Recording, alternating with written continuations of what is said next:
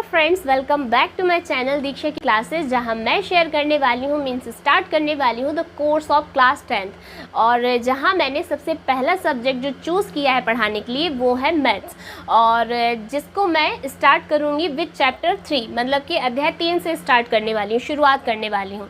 और without wasting time let's understand it कि इसका जो नेम है, सबसे पहले हम नेम से ही स्टार्ट करेंगे कि linear equations and two variables, यानी कि दो चरों वाले, हिंदी की अगर मैं बात करूं इसके, तो दो चरों वाले रैखिक समीकरण का युग्म। अब सबसे पहले मैं आपको मीनिंग ऑफ लीनियर इक्वेशंस और रैखिक समीकरण यानी कि, है ना, मैं आपको समझा देती हूँ कि मतलब क्या होता है।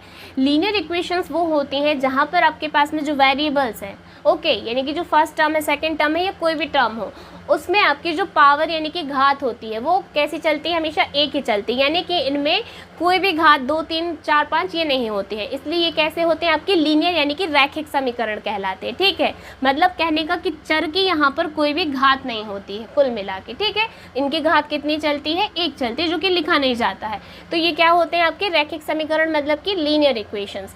अब हम बात करते हैं वेरिएबल्स की, यानी कि चर की। तो यहाँ पर हमारे पास कितने चर होने वाले हैं, जैसा कि आपको नेम में ही दिया हुआ है, 2 वेरिएबल्स। तो हमारे पास में यहाँ पर कितने चर यानी कि वेरिएबल्स होने वाले हैं, 2 वेरिएबल्स, एक से ज़्यादा वेरिएबल। ओके, मीन्स 2 चर मतलब कि एक से ज़्यादा चर।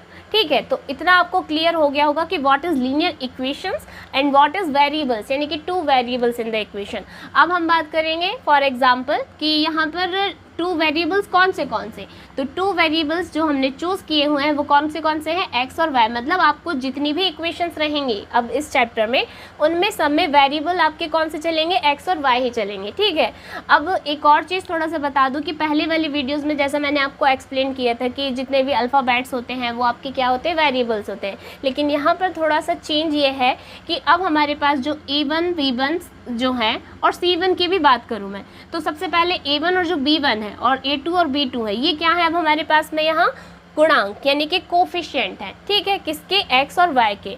ठीक, और अगर मैं बात करूँ यहाँ पर C1 और C2 की, तो ये क्या है यहाँ पर हमारे constant term. Constant term means होता है अचर राशि। अचर राशि कौन सी, जिसमें आपके पास में कोई वेरिएबल नहीं होता है गुणांक के रूप में। ओके, मतलब यहाँ पर आपके पास ये कैसी होती हैं, ये सिंगल टर्म होती हैं, और वो भी कैसी होती हैं जहाँ पर आपके पास में कोई डिजिट यानी कि नंबर होता है, यानी कि कोई अंक दिया होता है। ठीक है, धन में या ऋण में या कुछ में भी कह लो। ठीक है, और ये हमेशा वैसे तो इक्वल की यानी कि बराबर की इस साइड होती हैं, पर अभी फिलहाल के लिए मैंने इनको इस साइड लिखा हुआ है ताकि आपको मैं इक्वेशंस थोड़ा सा क्लियर कर सकूं। ठीक है, तो 2 इक्वेशन हमको कुछ इस तरीके से मिलेंगी और इनको हमें 4 मेथड से सॉल्व करना है। 4 मेथड से, वैसे तो हमारे पास 4 मेथड पहले थी, ठीक है, पर मैं आपको बता रही हूँ कि ये 4 मेथड से हम इसको सॉल्व कर सकते हैं। और नए कोर्स में क्या है, एक मेथड को डिलीट कर दिया गया है, मतलब कि 4 विधियों से ये जो आपके समीकरण हैं कैसे हो सकते थे, हल हो सकते थे, लेकिन उनमें से एक विधि को क्या कर दिया गया है, हटा दिया गया है कोर्स से। इन the next video I will explain you in the details, है ना, कि व्हाट आर दोज, कहना चाहिए आपकी मेथड्स। ठीक है, और द सेकेंड थिंग इज़ कि आप लोगों को ये सारी चीज़ें क्लियर हो गई होंगी।